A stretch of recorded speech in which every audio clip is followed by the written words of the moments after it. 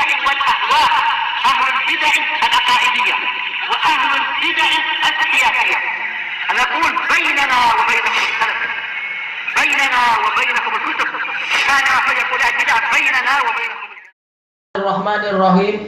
Qala al-Imamul Bukhari rahimahullahu taala al-babus tsani wal khamsun. Bab yang ke-52, babu dzikril ilmi wal futya fil masjid. Penyebutan ilmu dan fatwa di masjid. Yang diinginkan oleh Imam Bukhari di sini adalah yaitu disyariatkan untuk membahas ilmu, mungkin menanyakan atau menyebarkan. Demikian pula minta fatwa atau memberi fatwa, minta bimbingan atau memberikan bimbingan di masjid. Kenapa perlu dibahas secara khusus? Ini sebagai bantahan, kata Al-Hafidz Ibnu Hajar, terhadap sebagian ulama yang tawakuf atau bahkan tidak suka untuk masjid itu diisi dengan ilmu, karena dikhawatirkan nanti ada suara bising-bising, yaitu apa sih, alimnya berteriak-teriak, bising-bising, suara keras misalkan.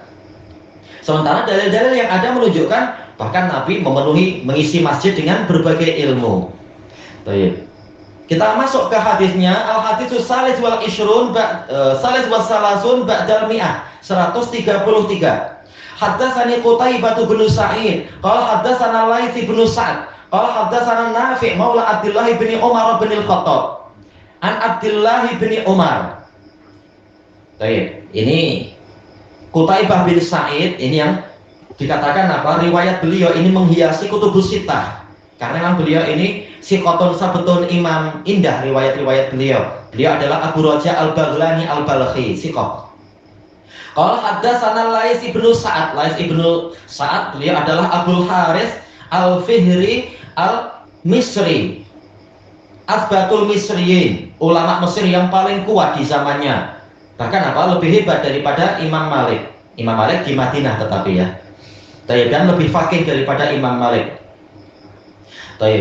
Dan beliau asbatun nasfi, siapa itu? Sa'id bin Abi Sa'id Al-Maqburi. Qala haddatsana Nafi' maula Abdullah bin Umar bin Al-Khattab. Nafi' ini adalah beliau adalah Abu Abdullah Nafi' Al-Faqih Al-Madani, asbatun nasfi Abdullah bin Umar. Beliau pembantu Abdullah bin Umar, bekas hamba sahaya. Nah, beliau murid terkuat, melebihi anaknya Ibnu Umar sendiri. Anaknya Ibnu Umar nomor 2, yaitu siapa? Salim.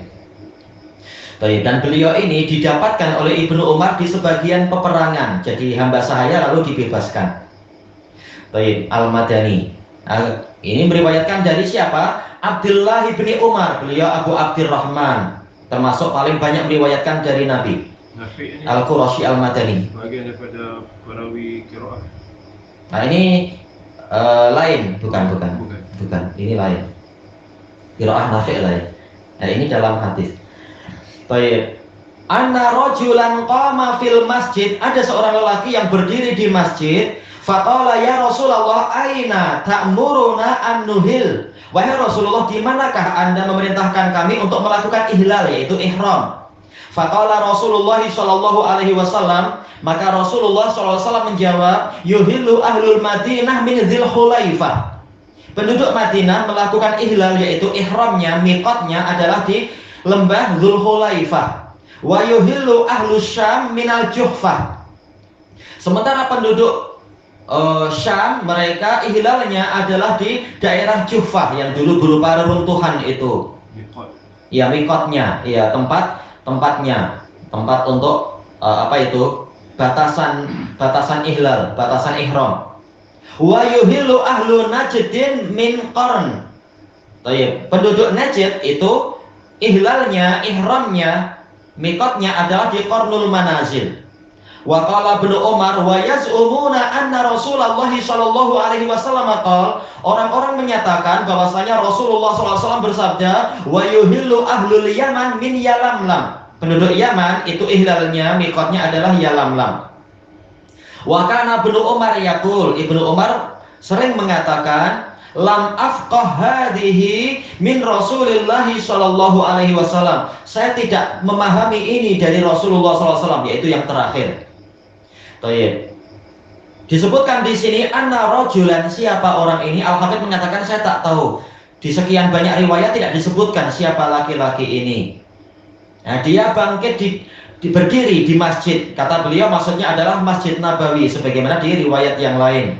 Bertanya tentang apa? Bertanya masalah miqat. Kata beliau ini isyarat bahwasanya peristiwa ini terjadi sebelum Nabi dan para sahabat melakukan apa? Haji wada. Mereka masih di Madinah, belum berangkat. Seandainya mereka sudah berangkat, sudah melewati mikot, niscaya apa? Tak perlu sahabat yang ini bertanya. Istilahnya secara umum demikian. Jadi isyarat ini peristiwanya sebelum haji wada. 10 Hijriah. Mungkin istilahnya mungkin di masa itu atau sebelumnya. Yang penting Nabi belum melakukan haji wada. Sahabat bertanya, mengatakan min aina ta'muruna an-nuhil. Dari mana Anda memerintahkan kami untuk melakukan ihlal? Tayyib. Ihlal yaitu apa? Asal dari ihlal itu adalah raf'u shaut, mengeraskan suara. Labbaik Allahumma hajjan atau mungkin labbaik Allahumma umrah. Dengan memakai apa? Pakaian ihramnya itu. Tayyib. Maka Nabi menjawab, yuhillu ahlul Madinah min Dzul Hulaifah. Tayyib. Al-Hafidz mengatakan ini menunjukkan boleh untuk menuntut ilmu di masjid, menanyakan di masjid, walaupun ini case-nya adalah terkait dengan haji, dan haji bukan di bukan Masjid Nabawi, haji ya di Mekah. Tayyib. Ini menunjukkan pentingnya apa? Al-ilmu qabla al-qauli wal amal juga. Pentingnya ilmu sebelum ucapan dan amalan. Sebelum betul-betul haji ya, tahu ilmunya dulu, bertanya dulu, belajar dulu. Lalu Nabi mengatakan untuk penduduk Madinah, mulai ihlalnya, mulai ihramnya mengatakan labbaik tadi itu adalah di lembah Dzul Hulaifah. Tayyib. Adapun pembahasan perinciannya itu nanti di sana, yaitu apa di mana nanti di Kitabul Hajj.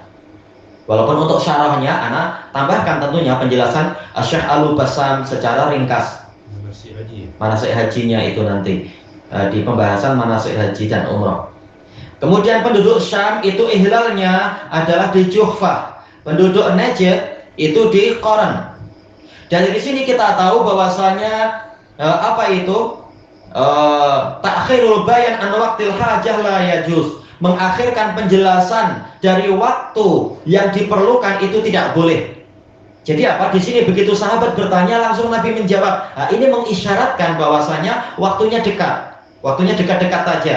Dengan apa? Dengan masa yang diperlukan. Kalau ini terkait dengan haji, berarti ini memang sudah dekat dengan masa haji. Kalau ternyata sahabat ini mau umrah, berarti ini terkait dengan sudah dekat masa umrah untuk sahabat tersebut. Ada beberapa kemungkinan. Baik. Untuk riwayat Ibnu Umar hanya 3 saja, yaitu mikotnya penduduk Madinah, penduduk Syam, dan penduduk Najd. Baik. Hanya saja Ibnu Umar memberikan tambahan, dan orang-orang ini siapa mereka? Kata Al-Hafidz, yaitu Ibnu Abbas dan yang lainnya. Kita tahu datang juga hadis dari Ibnu Abbas, muttafaqun alaih, juga datang kalau tak salah apa dari Jabir dan sebagainya. Di sini Ibnu Abbas siapa tadi? Ibnu Umar, beliau tidak langsung mengatakan, Nabi juga mengatakan demikian, tapi beliau mengatakan orang-orang menukilkan dari Nabi demikian. Kata Al-Hafidz ini menunjukkan ketelitian Ibnu Umar. Kalau ini bukan dari hadis saya tidak dengar langsung dari Nabi, saya katakan ada orang yang memberikan tambahan berikut. Apa itu? Yang keempat, wa yuhillu ahlul Yaman min Yalamlam. Penduduk Yaman mikotnya adalah dari Yalamlam. Baik. Kemudian Nafi' bercerita, Ibnu Umar sering mengatakan saya tidak tahu ini dari Rasulullah, yaitu yang keempat. Jadi Ibnu Umar jujur mengatakan 3 yang pertama memang saya dengar langsung dari Nabi. Adapun yang keempat saya dengar dari sahabat yang lain. Mungkin dari tadi Ibnu Abbas atau Jabir ataupun yang lainnya. Dan Al-Hafidz mengatakan pembahasan panjang lebar itu nanti di dalam pembahasan manasik. Tapi intinya adalah yaitu boleh berbicara tentang ilmu di masjid, istifta dan pemberian fatwa di masjid dan sebagainya.